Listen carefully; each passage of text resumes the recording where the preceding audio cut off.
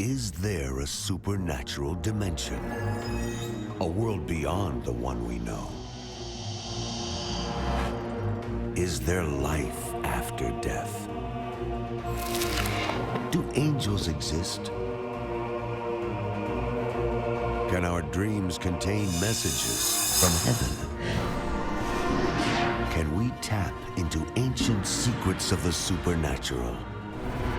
Are healing miracles real? Sid Roth has spent over 35 years researching the strange world of the supernatural. Join Sid for this edition of It's Supernatural.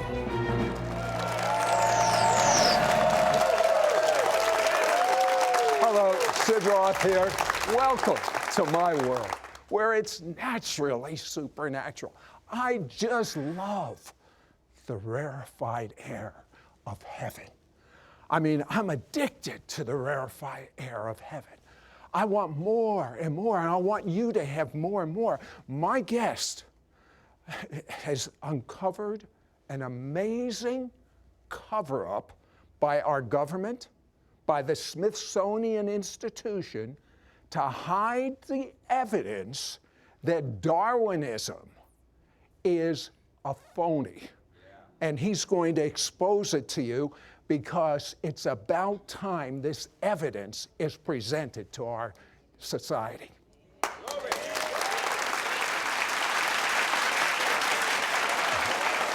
So, LA, who's your friend? Well, Sid, this was a skull, a cast of a skull, which we got in Paracas, Peru. We saw literally hundreds of these down there. But you know what's so amazing, and we'll get to that in a minute, but this skull is not completely human. You see, many years ago, God gave LA a mandate, and he told him to study as the days of Noah. Explain what that is, and explain what you found out from your studies. Well, Jesus tells us it will be like the days of Noah when he returns. And of course, that points to the fallen angels coming down in Genesis 6, having sex with the women, and the offspring are the NEPHILIM. And I believe that this is a Nephilim skull. Means the giants. Well, that was one of the characteristics. Ah, okay. Later on, I think they became different characteristics. Okay, now these Nephilim, and you know, I've always wondered, I don't know about you, when you've studied the Bible, you see God says, destroy all the people in Canaan, destroy all the people in Sodom and Gomorrah. Why would God not have mercy on any of these people? There's a good reason. Explain. Well, the reason simply is this, that we're dealing with a demonic hybrid known as a Nephilim. I believe there were many different incursions, if you will. Genesis, you mentioned, of course, Sodom and Gomorrah. Later on, when they push into Israel, the land of Canaan, who were there? The Nephilim are there. And the mandate is always the same. Now again, the Nephilim were the fallen angels had sex with human women and produced these giants and these hybrid, if you will. Hybrid, sure. Okay, and if God could not get rid of them, they take over the earth. Well, not only that, they would pollute the genome of the Messiah. That's really is the end game, especially in Genesis 6 with the flood. Okay, now you have found some amazing research in newspaper articles from the 1800s and 1900s about these Nephilim. Tell me about it. Well, I believe that they're Nephilim. We know that 150 years ago, as settlers pushed westward, they found burial mounds. And at first, everyone thought these were Native Americans. Well, they would dig into these mounds, and they would find 9, 10, 11 footers, sometimes with 6 fingers, double rows of teeth, copper ornaments. These were not, and red hair. These were not indigenous Native Americans. Then when you talk to a First Nation Native American, they'll tell you that, oh no, there was a race of giants that predated us. They were here when we arrived. And I've never heard that. I always heard it was the Native Americans, but this is that even the Native American folklore and history tell me one of the things you heard about this from Native Americans. Just one of the things, the Paiute tribe, for instance, there was a race of cannibal giants. They were very large, and the Paiute would fight against these giants. And at one point in time, they herded them into a cave, and they set the mouth of the cave on fire, and they wiped out that tribe of giants. Interestingly enough, that cave still exists today. Tell me about the Smithsonian and the bones that they have found of what could be the Nephilim. Sure. We discovered that case after case after case, 9, 10, 11 footers are found, and the Smithsonian shows up, and they confiscate the bones, and they put them in crates, and they're carried away, never to be seen again.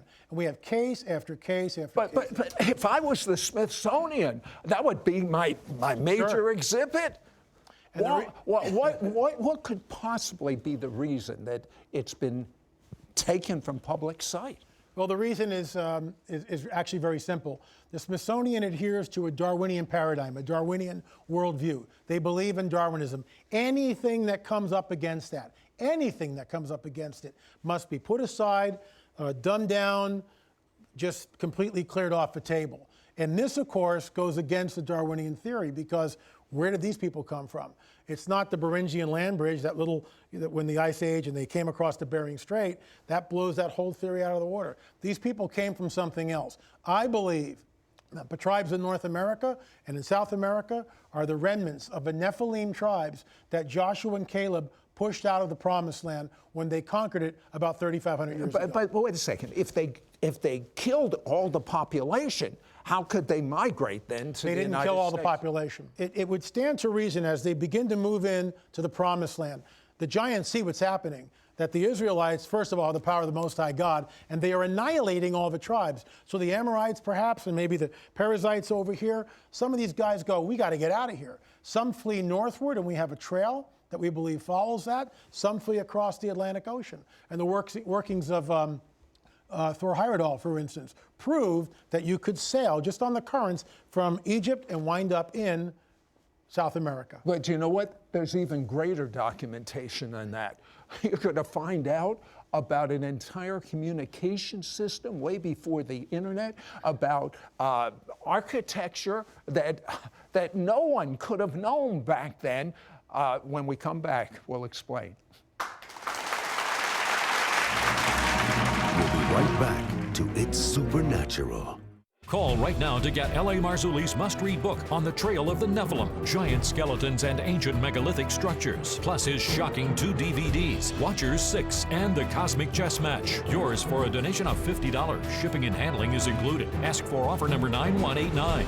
Through his riveting book, which includes over 120 high-quality photos, and his 2 DVDs, you will see unaltered color photos and videos taken in the USA and South America of newly discovered ancient Nephilim skeletons, 10 to 15 feet tall, the hybrid offspring of fallen angels referred to in the book of Genesis. See and read about the giant megalithic stones, over 120 tons each, moved from over 50 miles away during a time in history when such technology was not available, nor is it available today. Learn that it was ancient hybrid giants who moved these massive stones. Learn about the ancient grid, which exists today and will be used by the Antichrist to enslave every human being on the planet. Find out about the discovery of implants in humans during alien abductions, which are supercomputer chips that will change the genetic structure of every person who takes the mark of the beast. Don't miss out on getting L.A. Marzulli's must-read book on the trail of the Nephilim, plus his shocking 2 DVDs, Watchers 6 and The Cosmic Chess Match. Call or you can send your check to Sid Roth. It's Supernatural. P.O. Box 39222, Charlotte, North Carolina 28278. Please specify offer number 9189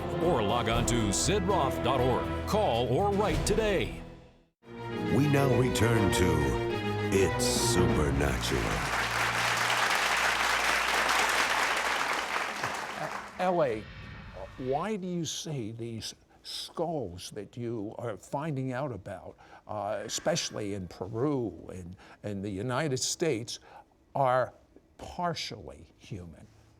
Well, this skull here looks sort of human, except of course it's elongated. You can see the way the sides of the skull go up. A normal human skull consists of 4 plates. A frontal plate, and by the way, these are sutures here. A frontal plate, then you would see another suture that would go and split the parietal, which is the center plate, in 2 pieces. Well, and then of course the occipital, the rear plate. What you see here is a frontal plate which has been greatly enlarged, and it's got this very strange ridge bone on top of it. And then where there should be 2 parietal plates, there is only 1 parietal plate. We saw many, many, many skulls down there with these characteristics.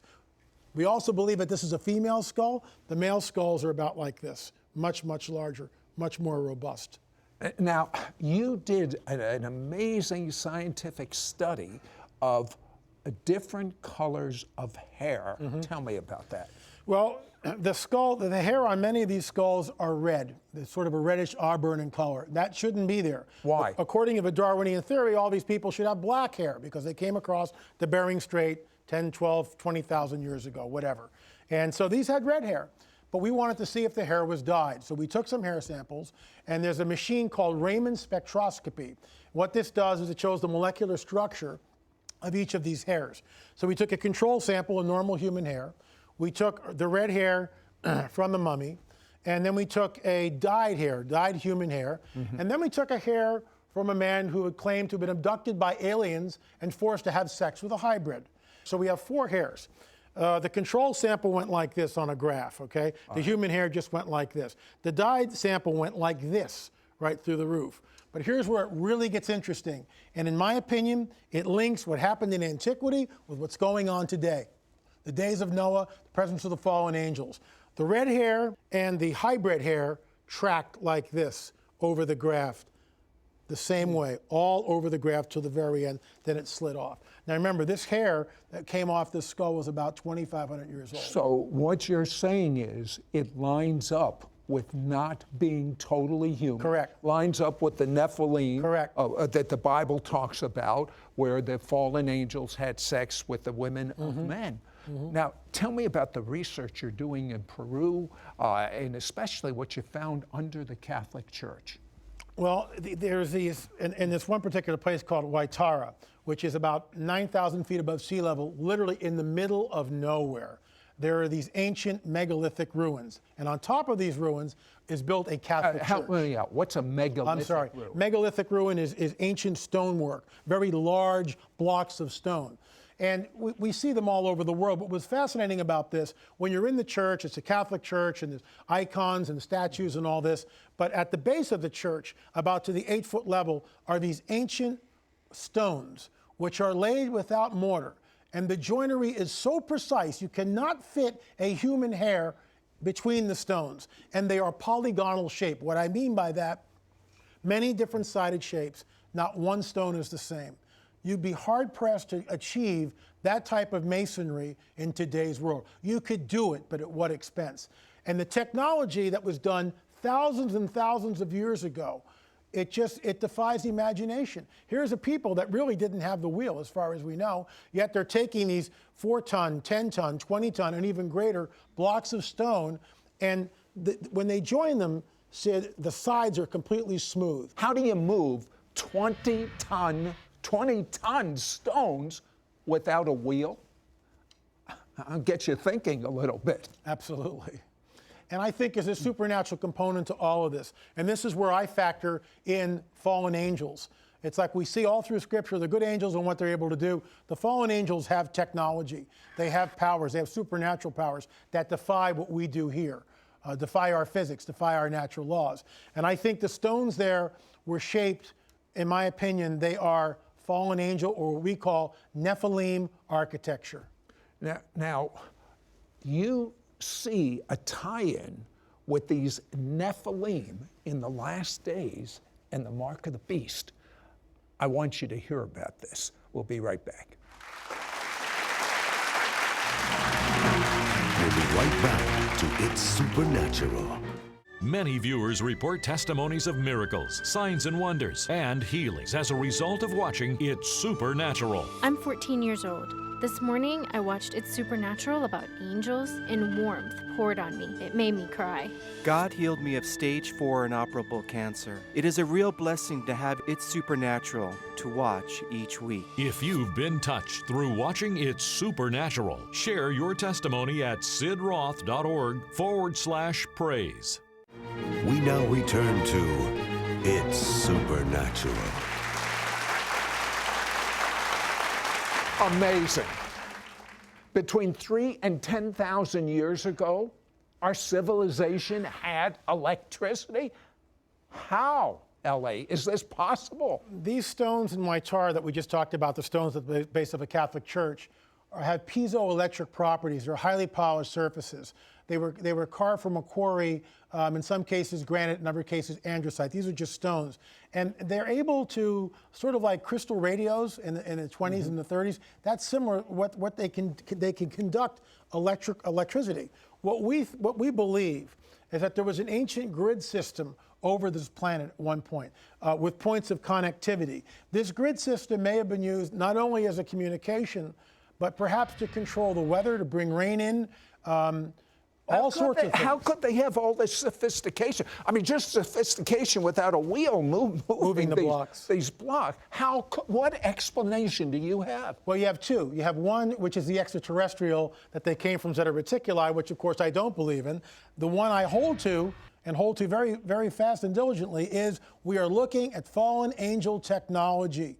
And we get some of this in the book of Enoch, which tells us that they came and showed the secrets of heaven to the men and women of earth. All right, tell me about, in the United States, in Ohio, the Great Circle Mound. First, explain what it is. The Circle Mound is a henge. It's a very large circle, over 1,250 feet in diameter. The word henge means? Henge means this. It's a circle, but it also has a waterway in the inside. And the construction of this is incredible because at least this particular henge dates about 3,000, 3,500 years ago, which again fits the timeline of a diaspora when Joshua and Caleb are moving into, with the Israelites, into the Promised Land, and the Nephilim tribes are scattering. They show up there about 3,000, 3,500 years ago in the Ohio Valley. They create this circle, this henge, with a body of water in the middle of it. In the center of it, excavations prove that there was an altar, and they found human remains on the altar. And that's huge. Okay, tell me about the American Stonehenge connection with the, we hear about the Stonehenge in England, and then the third place. Explain Sure. that. The American Stonehenge is in New Hampshire. Well, how come we haven't seen this? How come we haven't been told about this Stonehenge?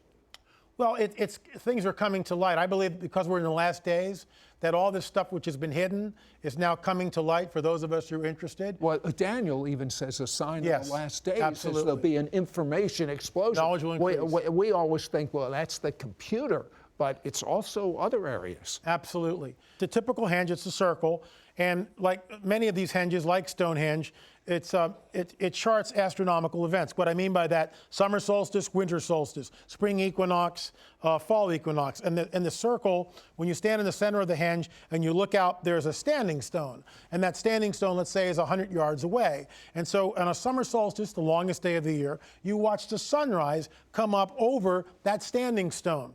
Well, Kelsey Stone, a college student, was wondering, well, gee, I wonder if I extend the line from the center of my henge in New Hampshire out to the summer solstice standing stone to see where it goes. So he begins to extend this line. He extends it further. It's across the Atlantic. And to his utter amazement, it bisects dead center the center trilithon in Stonehenge, England. And you can't do that in antiquity. There's no way. You can't take a long enough string and go across the Atlantic Ocean. It has to be done from the air. Audience, do you think thousands of years ago they had anything remotely close to this kind of technology? Doesn't this show there was a super intelligence and what the Bible talks about, the Nephilim?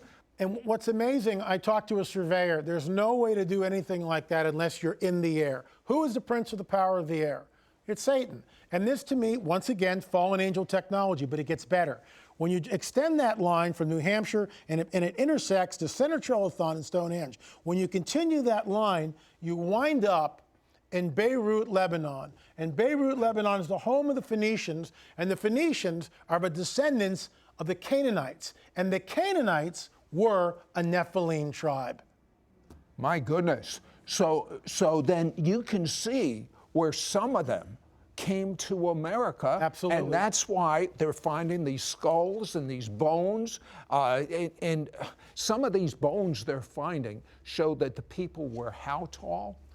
Well, there's 9-footers, 10-footers, and 11-footers, and even pushing the border up to 12 feet in some of these burial mounds. And again, going back to Smithsonian, we have report after report from newspapers telling about once a town would exhume the bones, and a doctor, a man of letters, would measure the articulated or the disarticulated skeleton. A disarticulated skeleton is when the bones are just laying all around. But a doctor, a man of letters 100 years ago, can read a tape measure. And yet when you talk to an archaeologist, they will tell you they didn't know how to measure, which is, in my opinion, a bunch of nonsense. So the Smithsonian would come in, they would confiscate the bones and crate them up, and you would never see them again. They were just gone.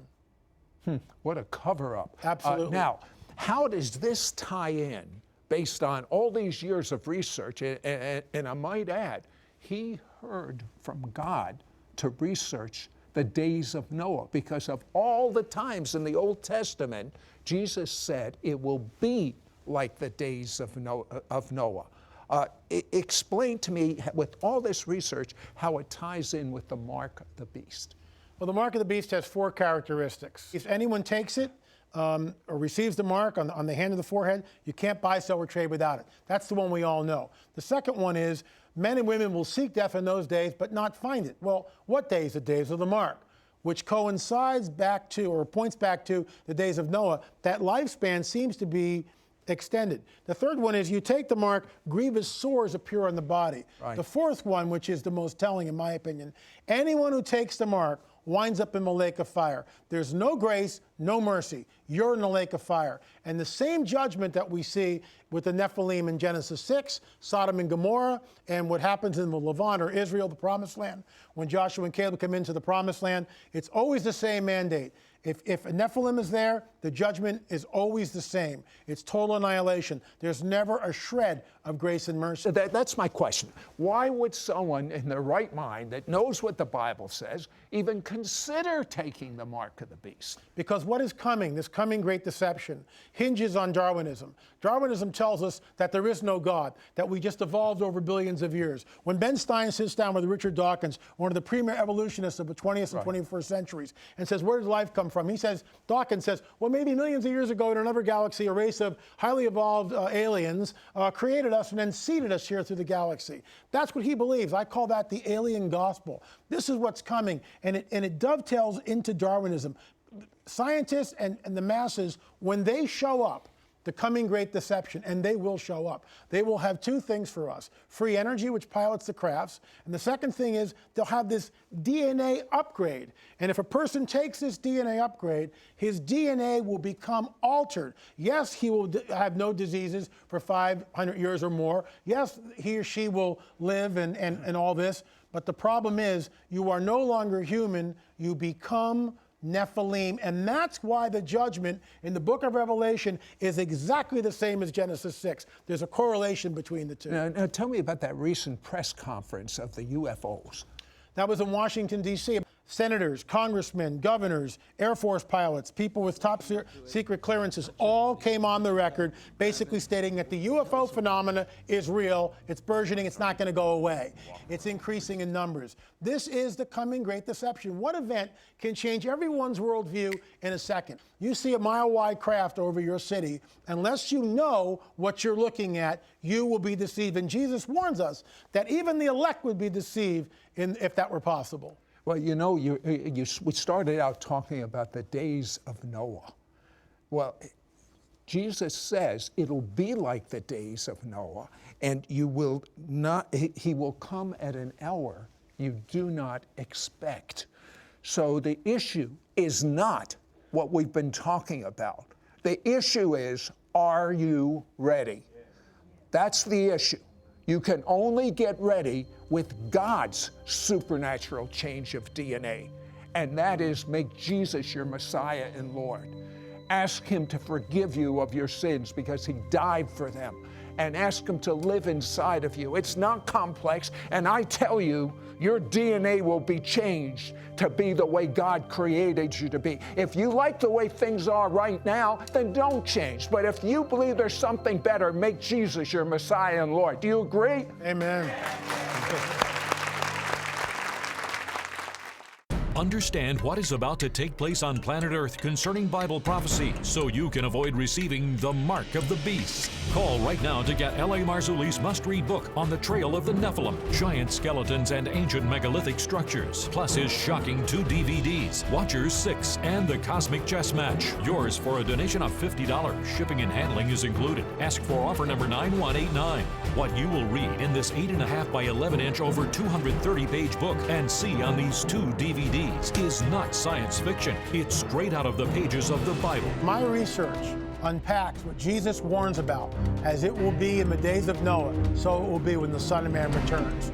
You'll want to get On the Trail of the Nephilim and Watcher 6 because it is the key to understanding the end times. Through his must-read book On the Trail of the Nephilim and on his DVD Watchers 6, you will see unaltered color photos and videos taken in the USA and South America of newly discovered ancient Nephilim skeletons, 10 to 15 feet tall, the hybrid offspring of fallen angels referred to in the book of Genesis. See and read about the giant megalithic stones, over 120 tons each, moved from over 50 miles away during a time in history when such technology was not available, nor is it available today. Read about the Incas, who testify that it was ancient hybrid giants who inhabited their land and moved these massive stones. Learn about the ancient grid, which was found in megalithic structures that were capable of conducting electricity, even before electricity had been discovered. Understand how this ancient grid is now in the form of the satellite and the internet, and will be used by the Antichrist to enslave every human being on this planet. Learn about the cover-up by the U.S. government and the Smithsonian Institute concerning these archaeological findings, because it disproves evolution.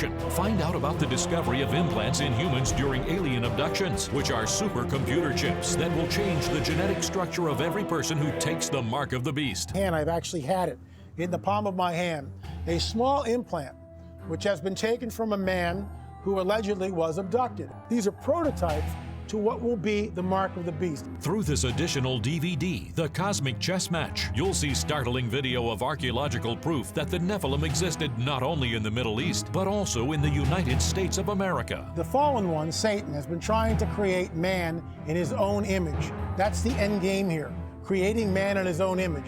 Don't miss out on getting L.A. Marzulli's must-read book On the Trail of the Nephilim, Giant Skeletons and Ancient Megalithic Structures, plus his shocking 2 DVDs, Watchers 6 and The Cosmic Chess Match. Yours for a donation of $50. Shipping and handling is included. Ask for offer number 9189. Call or you can send your check to Sid Roth. It's Supernatural, P.O. Box 39222, Charlotte, North Carolina 28278. Please specify offer number 9189 or log on to sidroth.org. Call or write today. Next week on It's Supernatural, my guest heard the audible voice of God, and this is what God told him: teach my people how to operate in the supernatural.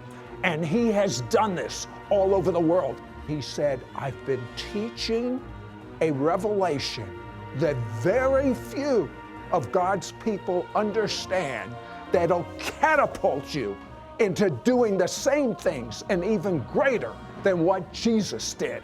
Do you want to hear that? Yeah.